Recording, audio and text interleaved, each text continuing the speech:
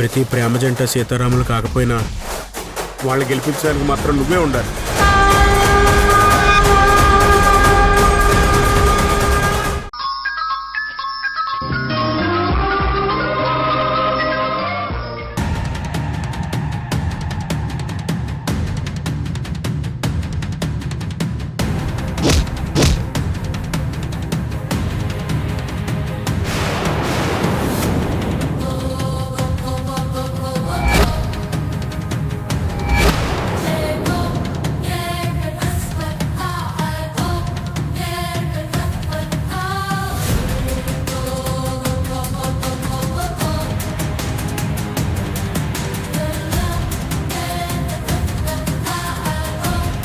రేయ్ పోనీరా పోనీరా.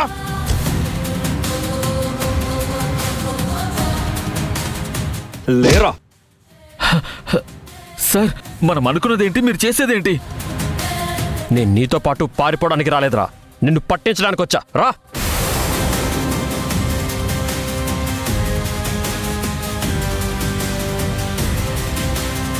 మావయ్య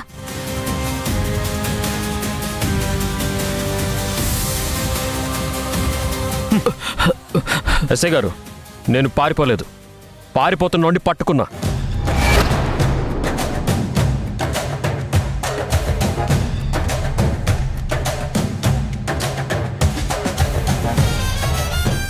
సార్ ఏంటి సార్ మీరు చేసింది? రేయ్, నేను కరెక్ట్గానే చేశా. చట్టం నుంచి పారిపోవడం అనేది తప్పు.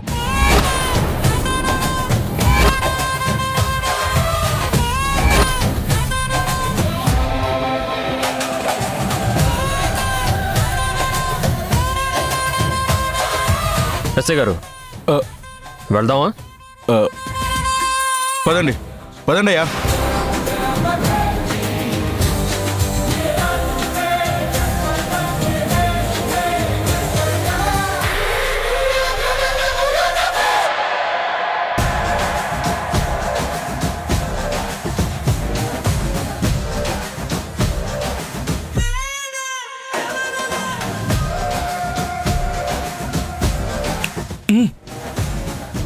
ఏం మధు కోతిమావయ్య, మీ ప్లాన్ ఎలా లీక్ అయింది, అది ఎలా ఇలా రివర్స్ అయింది అన్నది అర్థం కాక షాక్ అవుతున్నారా? ఆ రోజు ఫోన్లో మధు నీతో మాట్లాడడం నేను విన్నాను.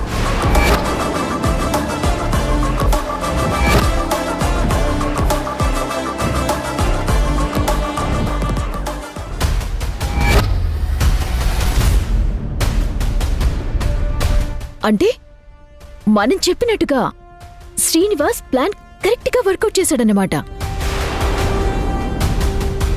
ఓటమిని సింధు కేర్ ఆఫ్ అడ్రస్ గా మార్చాలి మావయ్య. ఓకే మావయ్య, రేపు మనం కోర్టు దగ్గర కలుద్దాం.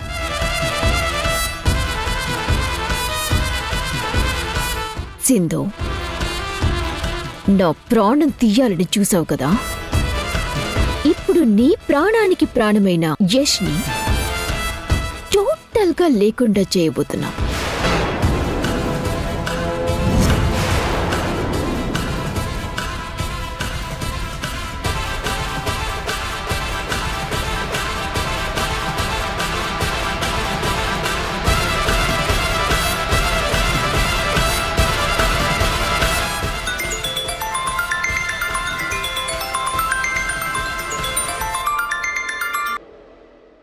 సింధు, ఏంటి ఈ టైంలో కాల్ చేసావు? ఆ మారుతీరావు యష్కి బెయిల్ రాకుండా ప్లాన్ చేశాడు సిద్ధార్థ్. రేపు యష్ని కోర్టుకు తీసుకువెళ్ళక ముందే నువ్వు స్టేషన్కి వెళ్ళి యష్ని కలిసి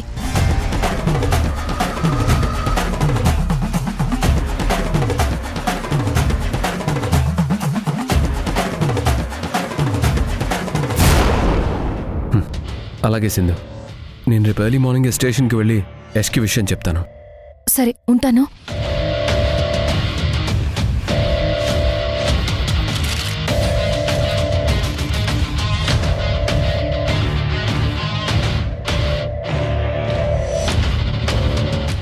యష్,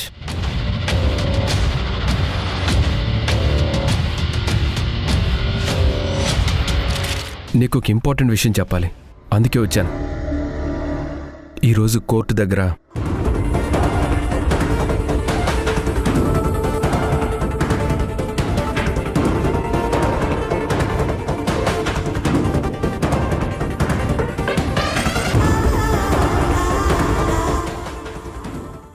ఇదంతా మారుతీరావు ట్రాప్.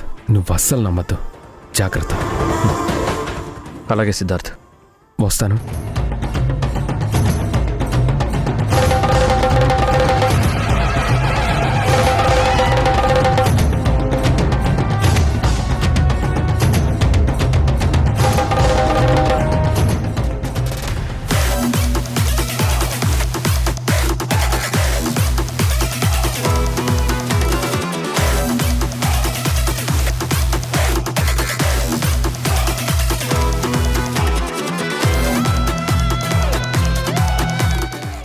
యష్, ఆ మారుతిరావు లాయర్ కోర్టులో నువ్వు రెచ్చిపోయేలా మాట్లాడతారు. నువ్వు మాత్రం కంట్రోల్లో ఉండు. అలాగే సిద్ధార్థ్. యష్, మూవ్.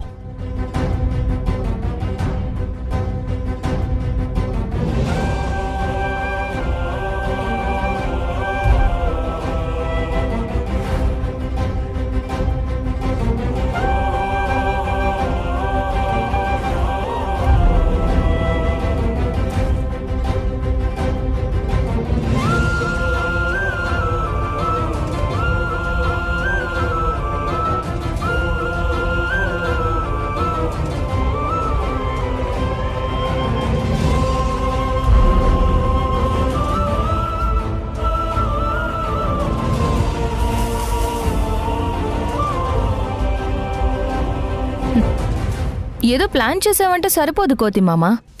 దాన్ని సరిగ్గా ఎగ్జిక్యూట్ చేయడం కూడా తెలియాలి. లేదంటే ఇదిగో ఇప్పుడు జరిగింది కదా, అలాగే జరుగుద్ది. తిరిగి మనకే ఎఫెక్ట్ అవుతుంది. ఆ దేవుడు డబ్బున్న వాళ్ళకే కాదు, స్వచ్ఛమైన మనసున్న వాళ్ళకు కూడా నువ్వనుకున్న దానికంటే ఇంకా త్వరగా దర్శనమిస్తాడు. దేవుడెప్పుడూ ధర్మం వైపే ఉంటాడు తప్ప ధనం వైపు ఉండడు.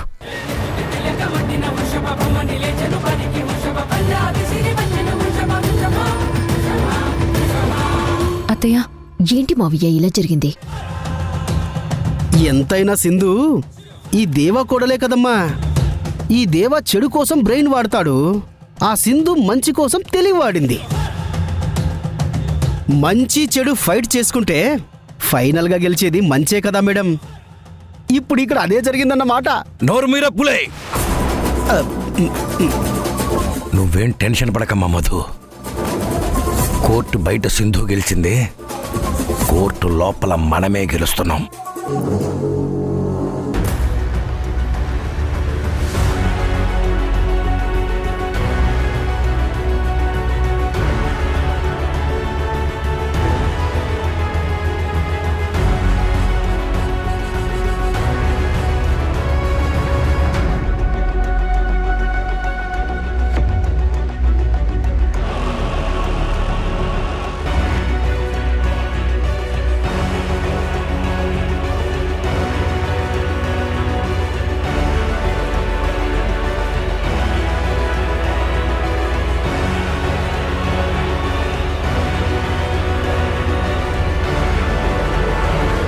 Silence, silence, silence.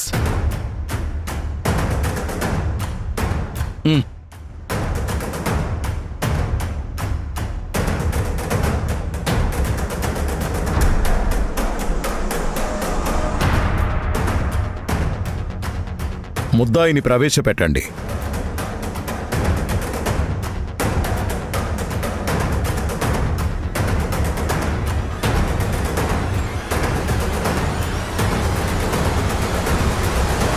Proceed.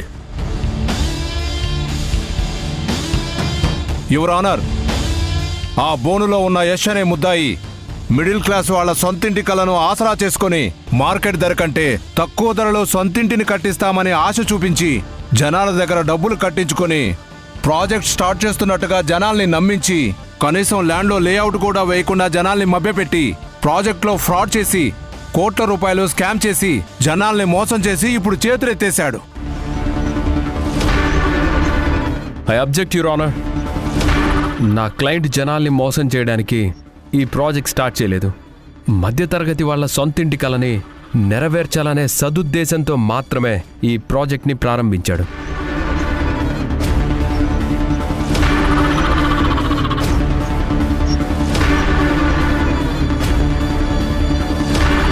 Market ధర కంటే తక్కువగా క్వాలిటీ ఫ్లాట్స్ కట్టించివ్వాలనే తాపత్రయపడ్డాడు. నిజంగా మీ క్లయింట్కి మధ్యతరగతి వాళ్ళ సొంతింటి కలను నిజం చేయాలన్న సదుద్దేశమే ఉంటే, తక్కువ ధరకే ఫ్లాట్స్ ఇవ్వాలన్న తాపత్రయమే ఉంటే ఇప్పటి వరకు ఆ లేఅవుట్ ఎందుకు వేయలేదు? ప్రాజెక్ట్ పనులు ఎందుకు స్టార్ట్ చేయలేదు?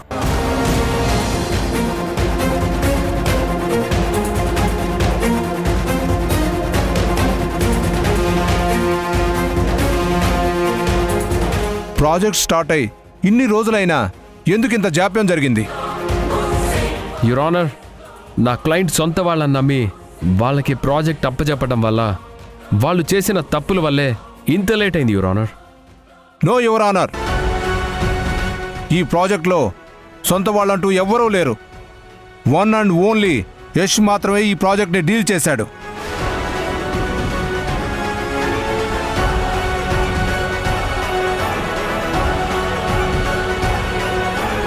తప్పు చేయడమే కాకుండా ఇప్పుడు తప్పునే సొంత వాళ్ళ మీదకి తోసేసి తప్పించుకోవాలని చూస్తున్నాడు యువర్ ఆనర్.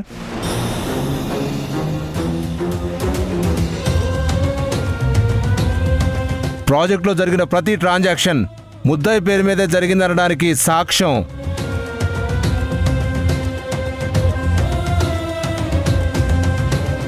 ఈ బ్యాంక్ స్టేట్మెంటే యువర్ ఆనర్. ఒక్కసారి వీటిని పరిశీలించవలసిందిగా కోర్టు వారిని కోరుతున్నాను.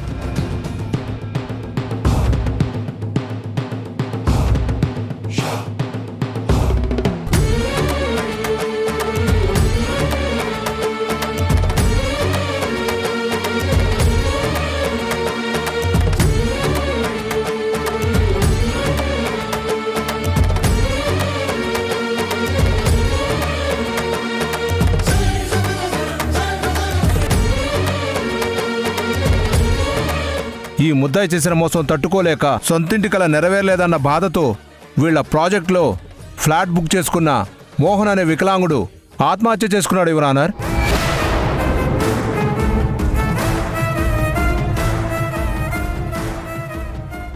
తన ఆత్మహత్య చేసుకోవడానికి కారణం ఈ ముద్దాయి అని లెటర్ కూడా రాశాడు.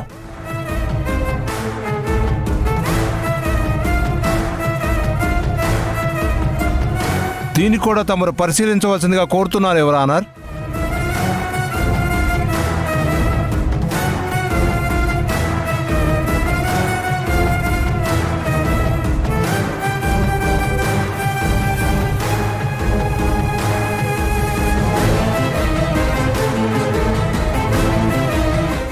యువర్ ఆనర్, ఆత్మహత్య చేసుకునే ముందు ఆ మోహన్ ఎంత మానసిక వేదన అనుభవించాడనేది ఆయన భార్య తమ్ముడు మాటల్లో వింటే మీకే అర్థమవుతుంది. ప్రవేశపెట్టండి.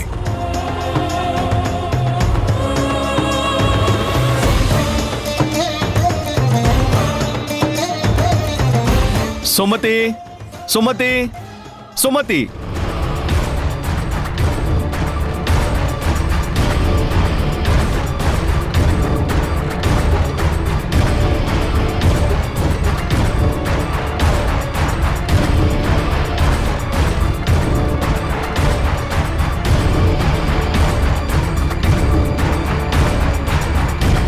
అయ్యా జడ్జి గారు, మాది లో మిడిల్ క్లాస్ ఫ్యామిలీ. మేము అద్దింట్లో ఉండి పడే నరకం మా తర్వాతి తరం వాళ్ళు పడకూడదని నా భర్త ఎంతో కష్టపడి సంపాదించి దాచుకున్న డబ్బంతా ఫ్లాట్ కోసం కట్టాడు. చివరికి నా మెళ్ళో తాళి కూడా అమ్మేసి ఆ డబ్బు కూడా వీళ్ళకే దారపోసాడయ్యా, ముంచేశాడయ్యా.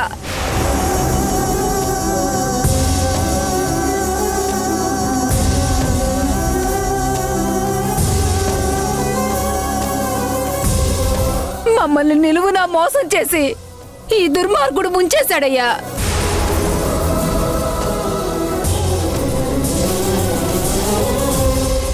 వీడిని నమ్మి మొత్తం డబ్బు కట్టి నా భర్త ప్రాణాలే బలి తీసుకున్నాడయ్యా.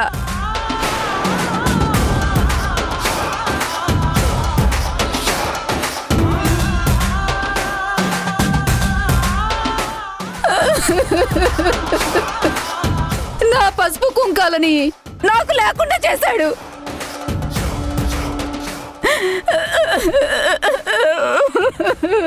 వీడిని వదలద్దయ్యా, వీడిని శిక్షించాలి.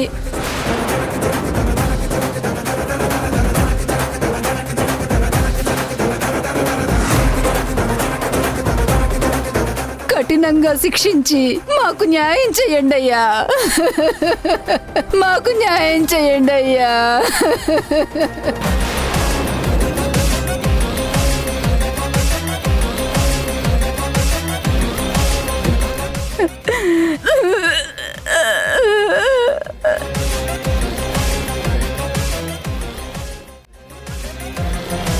వదినా, యువర్ ఆనర్, ఆమె భర్త ఆత్మహత్యకి నా క్లయింట్కి ఎలాంటి సంబంధం లేదు. ఎందుకంటే మోహన్ చనిపోయే ముందు రోజు వచ్చి నా క్లయింట్ని కలిశాడు. కొంత టైం ఇస్తే ప్రాజెక్ట్ కంప్లీట్ చేసి మీకు చెప్పిన టైంకే ఫ్లాట్స్ హ్యాండ్ ఓవర్ చేస్తానని నా క్లయింట్ మోహన్కి హామీ కూడా ఇచ్చాడు. కానీ మోహన్ నా క్లయింట్ చెప్పిన టైం దాకా ఆగకుండా తొందరపడి తన ప్రాణాలు తీసుకున్నాడు. లేదు యువర్ ఆనర్, మోహన్ తన ప్రాణాలు తనే తీసుకునేలా చేసింది ఈ నేరస్తుడే. Objection my lord. ఇంకా నేరం రుజువు అవ్వకుండానే నా క్లయింట్ని నేరస్తుడు అనడం కరెక్ట్ కాదు. Mister public prosecutor, control your language. Sorry your honour, ఈ ముద్దాయి వల్లే మోహన్ సూసైడ్ చేసుకున్నాడు అనడానికి ఇంకో ప్రత్యక్ష సాక్షి ఉన్నాడు. ప్రవేశపెట్టండి. సూర్య, సూర్య, సూర్య.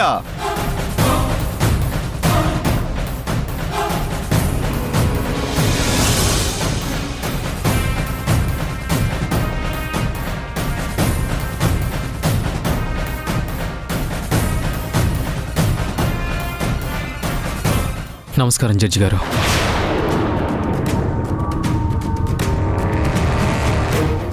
సూర్య, మీ అన్నయ్య యశ్ ఇంటికి వెళ్ళి తనతో మాట్లాడి మీ ఇంటికి వచ్చిన తర్వాత మీతో ఏమన్నాడు?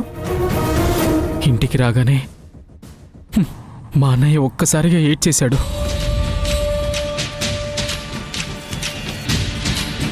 ఏమైందని అడిగితే, మనం మోసపోయిన తమ్ముడు నా సొంతింటికి అలా ఆవిరైపోయింది, యశ్ వాళ్ళకి డబ్బులు కట్టి తొందరపడ్డాను అనిపిస్తుందని, పిల్లల స్కూల్ ఫీజు కట్టాలి, మీ చెల్లికి మంచి సంబంధం చూసి పెళ్లి చేయాలని, నా తమ్ముణ్ణి మంచి పొజిషన్లో ఉంచాలన్నా నా కలలన్నీ వాళ్ళు నాశనం చేశారు.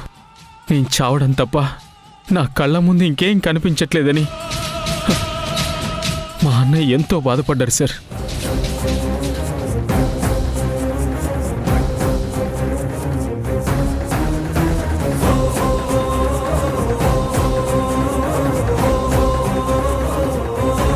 మా అన్నయ్య చావుకి కారణం వీడే.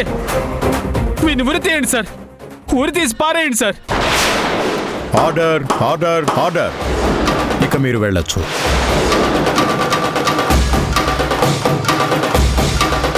విన్నారుగా యువర్ ఆనర్, మోహన్ కుటుంబ సభ్యుల సాక్ష్యం.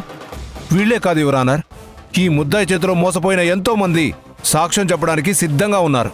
సాక్షులను ప్రవేశపెట్టండి.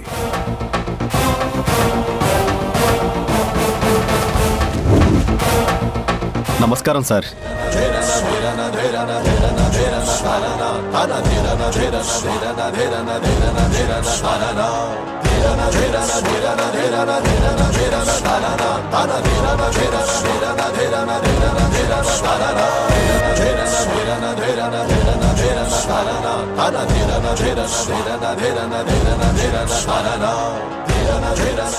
యువర్ ఆనర్, మోహన్ భార్య ఇచ్చిన కంప్లైంట్తోనే పోలీసులు ముద్దాయిని అరెస్ట్ చేసి కోర్టులో ప్రవేశపెట్టారు యువర్ ఆనర్. సొంత ఇల్లు కట్టిస్తామని చెప్పి ఇలా ఎంతో మందిని మోసం చేశాడు.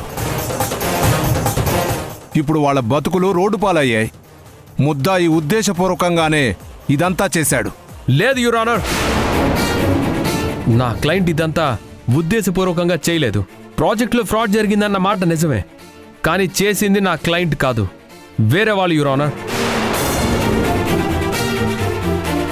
యువర్ ఆనర్, కేసుని తప్పుదోవ పట్టించడానికే డిఫెన్స్ లాయర్ గారు దీని వెనుక ఎవరో ఉన్నారని కట్టుకథ అల్లుతున్నారు.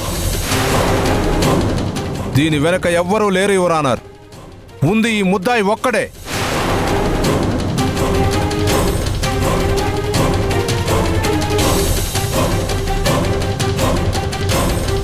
ఈ ముద్దాయి చేసిన మోసానికి మోహన్ ఆత్మహత్య చేసుకున్నాడు.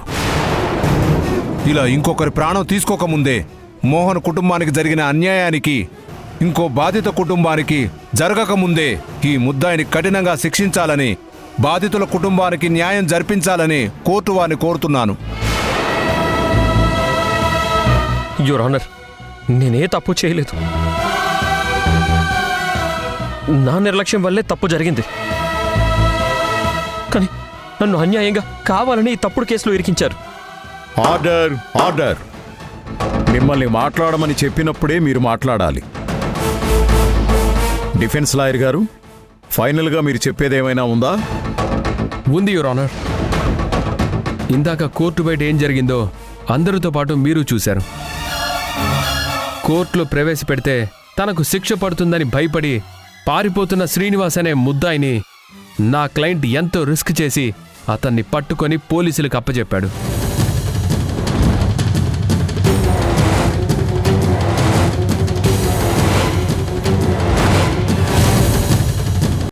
మీ నాన్నకి బెయిల్ రాలేదు. అది కోర్టులో ప్రూవ్ అయితే కనుక మీ నాన్నకి చాలా పెద్ద శిక్ష పడుతుంది. మీరు మీ నాన్నని ప్రాణాలతో చూడటం ఇంక కష్టమే.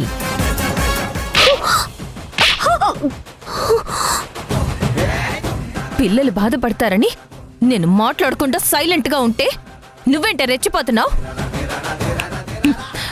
ఎలా అయినా సరే ఎవిడెన్స్లు సంపాదించి నిన్ను నీ వెనకున్న వాళ్ళని జైల్లో పెట్టిస్తాను. మీ చేత చిప్పకూడు తినిపిస్తాను.